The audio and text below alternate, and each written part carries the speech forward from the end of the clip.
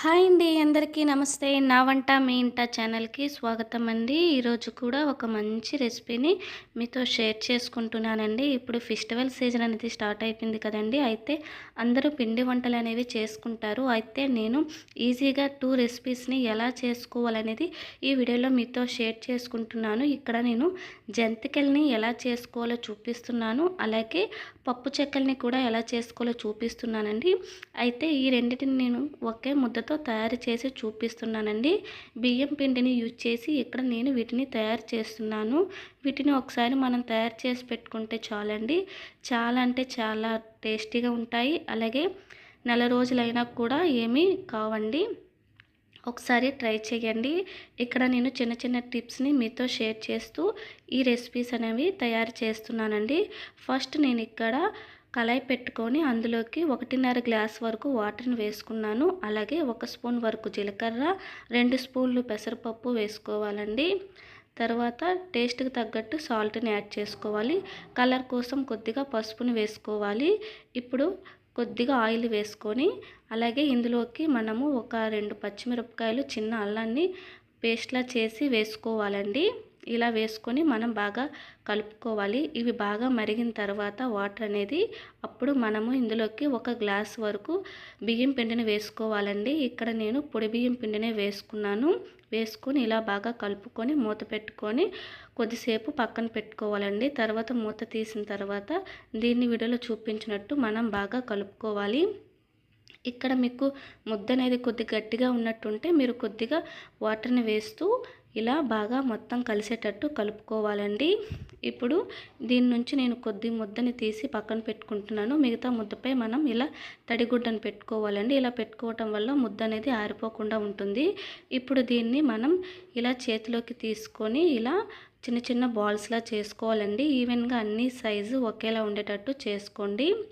ఇప్పుడు వీటిని ఇలా రౌండ్గా బాల్స్లా చేసుకొని ఇప్పుడు ఇక్కడ నేను స్టవ్ దగ్గర ఉండే ప్లాట్ఫామ్ పైనే ఈ చెక్కలు అనేవి చేస్తున్నానండి. ప్లాట్ఫామ్ పైన కొద్దిగా ఆయిల్ రాసుకొని తర్వాత మనం తయారు చేసి పెట్టుకున్న ఈ బాల్స్ని వాటి పైన పెట్టుకొని ఇలాగే ఒక స్టీల్ ప్లేట్ని తీసుకొని ఇలా పైనుండి ప్రెస్ చేస్తే చాలండి. మనకి ఇక్కడ పప్పు చెక్కలు అనేవి ఒక్కసారికి ఒక 6 వరకు మనం తయారు చేసుకోవచ్చు. ఒక్కొక్కటిగా కాకుండా ఇలా ఒక్కసారి మనం 6 పప్పు చెక్కల్ని తయారు చేసుకోవచ్చు. తర్వాత ఆయిల్ హీట్ అయిన తర్వాత వీటిని మనం 1 బై 1 ఇలా ఫ్రై చేసుకోవాలండి. ఒకదాని మీద ఒకటి వేసుకోకండి, అతుక్కుపోతాయి.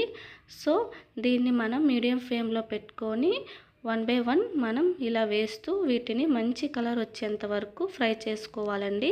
హై ఫ్లేమ్లో పెట్టొద్దండి. హై ఫ్లేమ్లో పెడితే కలర్ త్వరగా వస్తుంది కానీ లోపల పచ్చి పచ్చిగానే ఉండిపోతుంది. ఇప్పుడు వీటన్నిటిని రెండో సైడ్ కూడా టర్న్ చేసుకొని ఈవెన్గా అన్నీ ఫ్రై చేసుకోవాలండి. ఇక్కడ చూడండి మంచి కలర్ అనేది వచ్చింది కదా. ఇప్పుడు వీటిని తీసి ఒక ప్లేట్లోకి తీసుకోవాలి. ఇలాగే అన్ని పప్పు చెక్కల్ని మనం ఫ్రై చేసుకొని పక్కన పెట్టుకోవాలండి. చూడండి ఇక్కడ పప్పు చెక్కలు అనేవి రెడీ అయిపోయాయి. చాలా అంటే చాలా పర్ఫెక్ట్గా వచ్చాయండి. చాలా టేస్ట్గా ఉంటాయి. పిల్లలు పెద్దలు అందరూ కూడా వీటిని చాలా ఇష్టంగా తింటారు.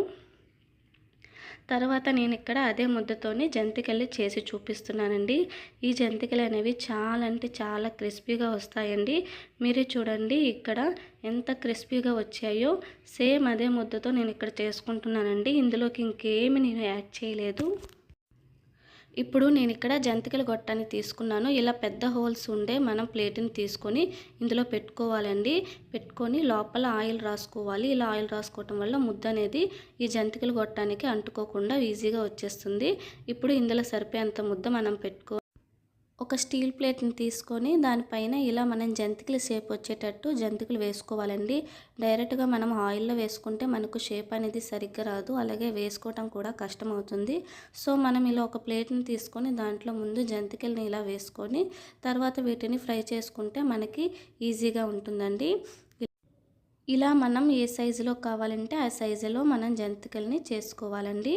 ఇప్పుడు స్టవ్ పైన ఆయిల్ పెట్టి ఆయిల్ అనేది హీట్ అయిన తర్వాత మనము ఈ జంతికల్ని ఇందులో వేసుకోవాలండి. జంతికలు వేసుకునేటప్పుడు మనము ఆయిల్ని హై ఫ్లేమ్లో పెట్టుకొని జంతికలు వేసిన తర్వాత దీన్ని మనం మీడియం ఫ్లేమ్లోకి అడ్జస్ట్ చేసుకొని ఫ్రై చేసుకోవాలండి. అలాగే జంతికలు వేసిన వెంటనే వాటిని రెండో వైపుకు టర్న్ చేయొద్దండి, విరిగిపోతాయి. సో ఒకవైపు బాగా ఫ్రై అయిన తర్వాత మనం రెండో వైపుకి టర్న్ చేసుకోవాలి. ఇలా మనకి ఇక్కడ వీడియోలో చూపించినట్టు ఇలా బాగా ఫ్రై అయిన తర్వాత వీటిని తీసి పక్కన పెట్టుకోవాలండి. ఇక్కడ మనము ఆయిల్లో ఫ్రై చేసేటప్పుడు మనకి ఇలా ఆయిల్ నుంచి బుడగల్లా వస్తాయి కదండి, ఆ బుడగలు అనేవి ఆగిపోయిన తర్వాతే మనము ఈ జంతికల్ని తీసుకోవాలి. అప్పుడే మనకి బాగా జంతికలు అనేవి ఫ్రై అయినట్టు తెలుస్తుందండి. అంతేనండి, జంతికలు కూడా రెడీ అయిపోయాయి. చాలా టేస్టీగా వస్తాయి. ఒకసారి ట్రై చేయండి. వీడియో నచ్చితే లైక్ చేసి ఛానల్ని సబ్స్క్రైబ్ చేసుకోండి.